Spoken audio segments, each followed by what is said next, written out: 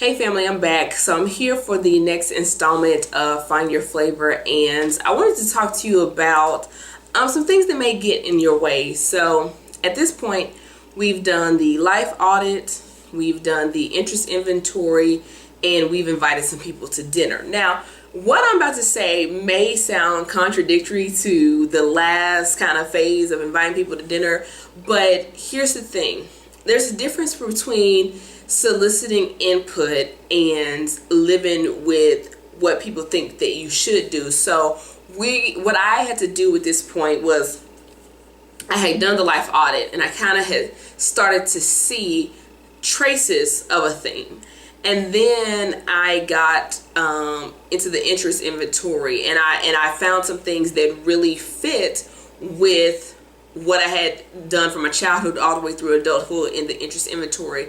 And then I went on to, okay, let me talk to my family and friends, and let me, and it wasn't this big formal, hey, I'm doing this, find your flavor situation. I'm sorry.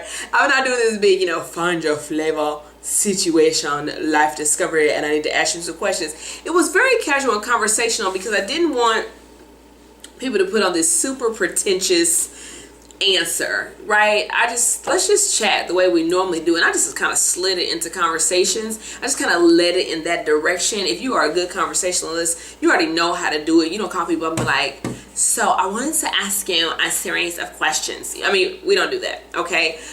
You just want it to be real casual and informal because you want them to be in their most relaxed state. You don't want them to feel like they're being interviewed or interrogated or something. You just kind of want them to share with you. But after I did that, I then also had to go to myself and say, what feels right to me? So I was listening a couple of years ago to see some audio lessons or workshops or something from the guy who founded eHarmony. And it was just about searching for your mate and all that kind of stuff. And yes, I listened to these CDs. And one of the things he was talking about, he said, imagine if your mind is a ship, okay? And in every ship has a control room. There's the wheel for steering the ship, and there's all the gears and gadgets and whatever. And he said, most people have a really crowded control room. I mean, you've got your parents in there, you've got your siblings in there, you've got, friends or whatever, people that you value their opinion. They're all in the room and they've all got their hand on the steering wheel. And he said the only time people should be in your control room is if you invite them in. He said sometimes you can have dead people in there because you're worried about what they thought or what they said your life was going to be like or what they said you were going to do. And I'm sorry, somebody's outside my window with the music loud. Like, that's not hot up in these streets. But anyway, I digress. And he said, so sometimes you have all these people in your control room, and when you're trying to make a decision what's best for you, you have all of these opinions turning the wheel in all these different directions. And and he was really talking about like mate selection, but I thought about that in life, that sometimes it's very obvious. Sometimes people have, whether it's parents or family members or whatever, they have been very clear about, I think you should do this, you're going to do this. But all of us, it wasn't that way. Sometimes people can strongly suggest things for our lives or strongly desire things for our lives. Or, oh girl, I can so see you doing this, right? And then we start to take that in consideration. And, oh man, you know what you should really do, homie? And here's the thing. I am not selling that to you the way some people do, as if it's malicious. Because I really believe that more often than not, it's not malicious. That is coming from love and care and concern. People who want to see you successful. People who want to see you have a great life. People who want your life to be even better than theirs was. So I don't take it as malicious at all. I take it as, but that's what they want from me. But that may not be what's best for me. So I say, you ever heard the phrase too many cooks in the kitchen? Right? That's what this is. Sometimes you gotta ask folks, I'm cooking dinner here, so I'm gonna need you to get your hand out the pot, okay? Too many cooks spoils the soup, same phrase. You can't have too many people driving the bus. And this is what this was my extrapolation of when I heard that, and I thought about it for other areas of my life. There should only be 2 people in my control room. Me and God. That's it. That's all I want in my control room. On occasion, I may invite your coordinates on where you think I'm trying to go or where you think I'm at to go into the control room, but I don't need all these hands on the steering wheel. Now, I'm not married. You may say, I'm married, and so it needs to be me and my spouse and God in the control room, right? But you need to control who's in the control room, whatever fits your life, okay? But your mama shouldn't be in your control room. Your daddy shouldn't be in your control room. Your homegirl, your homeboy, your cousin, the people on the job should not be in the control room. You can invite their opinion. Every captain has a crew, okay? But it's only one person steering at a time. And here's the thing. One person decided on the destination. You can't have 12 different people telling you you're going this direction or that direction or that direction. And then they're all on the steering wheel trying to turn it in different directions, and you end up going nowhere. So that is one of the things that has, for me, was a huge obstacle in going and finding my flavor, because even when I got in the genre of culinary, right? Whether it was followers, whether it was clients, whether it was family, friends, you know, even myself, maybe I should. And what I realized is I had way too many people hands on the steering wheel and made too many people into control and too many voices, and it was drowning out the two most important voices, which was mine and God's. So sometimes people, you're gonna have to kick people out the kitchen. There's too many cooks in the kitchen, and really kind of get into a quiet space where the person who designed your life, God, and the person that's living your life can have a conversation about where you're going, okay? Because once you decide where you're going, you can invite people along for the journey and they help you get to the destination. They should just not be deciding what the destination is. You know what I mean? So, and it's that serious. You got to get them out of control room. You're not kicking them off the ship, right? But when I got inside the culinary world, it was, you should do a restaurant, you should do catering, you should do this, you should do wedding cakes, you should do da da da. And I was like, and let me tell you, I still haven't even told you guys fully what my flavor is, but we'll get to that.